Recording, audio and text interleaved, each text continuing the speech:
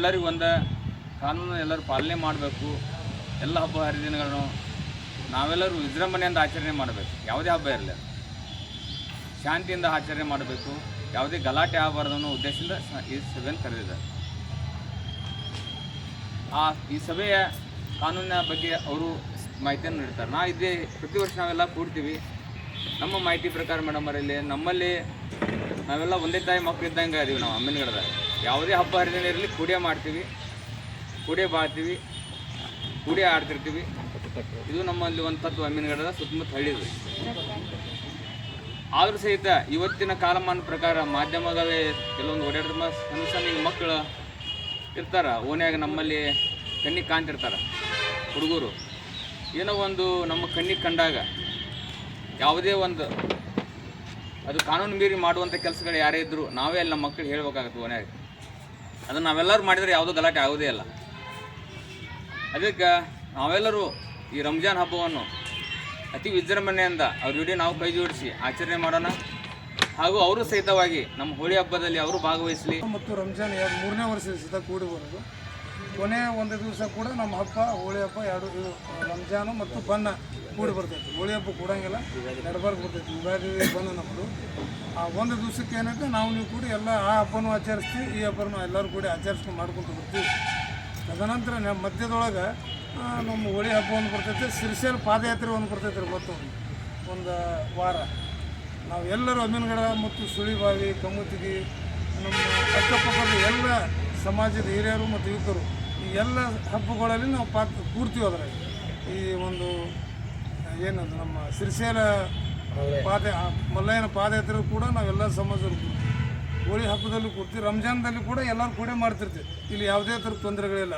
ಆದರೆ ಪೊಲೀಸ್ ಡಿಪಾರ್ಟ್ಮೆಂಟಿಗೆ ನಾವು ಒಂದು ವಿನಂತಿ ಮಾಡ್ಕೊತೀನಿ, ಇಲ್ಲಿ ಶಾಂತಿ ಐತೆ ಅಂತ ತಿಳ್ಕೊಂಡು ಸುಮ್ಮನೆ ಕುಂದ್ರೆ ಸ್ವಲ್ಪ ತೊಂದರೆಗಳು ಬರ್ತಿರ್ತದೆ. ಯಾಕಂದ್ರೆ 5 ಪಟ್ಟು ಸವಾಗಳೇ ಇಲ್ಲ. ಯಾರೋ ಒಬ್ಬರು ಮಾಡೋದಂದ್ರೆ ಯಾವುದೇ ಒಂದು ಸಮಾಜದ ಮೇಲೆ ಗೂಬೆ ಕುಂದಿರುವಂಥ ವಿಚಾರಗಳು ಬರ್ತಾವೆ. ಯಾಕಂದ್ರೆ ಈಗಾಗಲೇ ಬಾಗಲಕೋಟೆ ಪ್ರಕರಣಗಳು ತಾವು ನೋಡಿದ್ದೀರಿ. ಈಗ ಬಾಗಲಕೋಟೆ ಪ್ರಕರಣ ಕರ್ನಾಟಕ ಆಲ್ ಇಂಡಿಯಾ ನ್ಯೂಸ್ ಆಗೋಗ್ಬಿಟ್ಟು ಅಂಥ ಸಮಸ್ಯೆಗಳು ನಮ್ಮಲ್ಲಿ ಬರಲಾರ್ದಂಗೆ ನಾವು ಕೂಡ ಇರ್ತೀವಿ.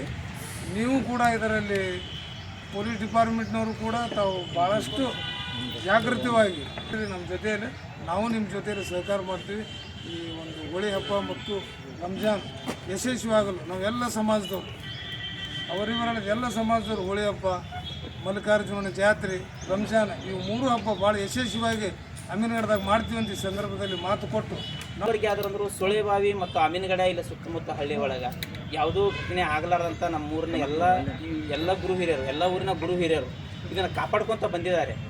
ಇದೇ ರೀತಿ ಮುಂದೂ ಕಾಪಾಡ್ಕೊತ ಹೋಗ್ಬೇಕು. ಇವು ಅವ್ಯಕ್ತಿಗಳು ಯಾರು ಮಾಡ್ತಿರ್ತಾರೆ, ಇವು ಮನೆ ಬಾಳೆ ಇರೋದಿಲ್ಲ, ಅವರಿಗೆ ಯಾವುದೋ ಸಮಾಜದ ಚಿಂತೆ ಇರೋದಿಲ್ಲ, ಮನೆಯ ಚಿಂತೆ ಇರೋದಿಲ್ಲ, ಮನೆಯ ಬಾಳೆ ಇರೋದಿಲ್ಲ. ಅಂಥವ್ರು ಮಾಡೋದಕ್ಕಿಂತ ಇಡೀ ಸಮಾಜದ ಹೆಸರನ್ನು ಕೆಡಿಸ್ತಿರ್ತಾರೆ. ಈಗೆಲ್ಲರೂ ನಾವೆಲ್ಲರೂ ಏನು ಗುರು ಹಿರಿಯರ ಜವಾಬ್ದಾರಿಲಿಂತ ಬಂದಿದ್ದೀವಿ.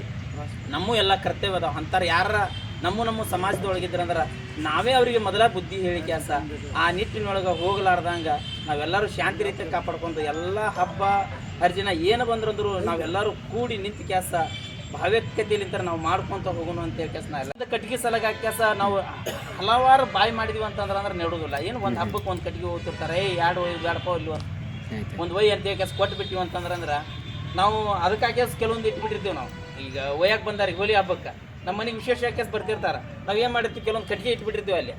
ಅದ್ರಾಗ ಒಂದು ಬಡ್ಡಿ ನೀವು ಒಯ್ಬೇಕು. ನಾವು ಎಷ್ಟು ಮಂದಿ ಬರ್ತಾರೆ ಅಷ್ಟ್ರಿಗೂ ಒಂದೊಂದು ಬಡ್ಡಿ ಒಯ್ಬೇಕು. ಅವ್ರಿಗೆ ಏನು ಖುಷಿ ಇರ್ತದೆ.